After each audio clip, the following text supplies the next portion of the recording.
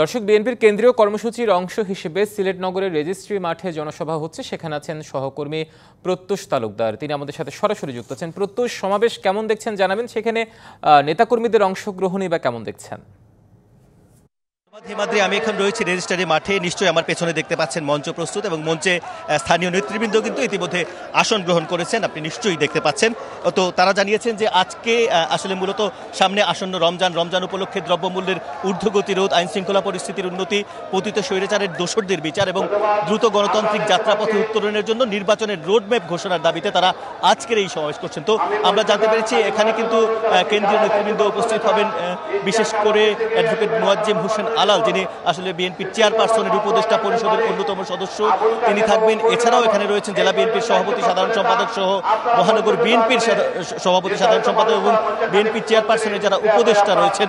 এখানে খন্দকার আব্দুল মুক্তাদির সহ সাংগঠনিক সম্পাদক রয়েছেন জি.কে. ঘোষ এবং এছাড়াও রয়েছেন আমরা দেখতে পাচ্ছি মিত্রা সিদ্দিকী। তো কালার এক্সপার্ট, জর্জ স্যাপ এবং মাইল্ড অন হ্যান্ডস টেকনোলজি সমৃদ্ধ অরিক্স ক্রিস্টাল ওয়াশ। আপনার কিছুক্ষণ আগে আমরা দেখেছি বেশ কিছু খণ্ড খণ্ড মিছিল কিন্তু এখানে উপস্থিত হয়েছে। ছাত্রদল, যুবদল, স্বেচ্ছাসেবক দল সহ বিভিন্ন অঙ্গ সহযোগী সংগঠনের নেতৃবৃন্দ তারা মিছিল নিয়ে এখানে উপস্থিত হয়েছেন এবং এরই মধ্যে কিন্তু কোরআন তেলাওয়াতের মাধ্যমে এই সমাবেশের কার্যক্রম শুরু হয়ে গেছে এবং কিছুক্ষণের মধ্যে যিনি প্রধান অতিথি তিনিও এসে উপস্থিত হবেন কিছুক্ষণের মধ্যেই। তো নেতাকর্মীদের মধ্যে কিন্তু ব্যাপক উৎসাহ উদ্দীপনা লক্ষ্য করছি। তারাও আসলে একই কথা বলছেন।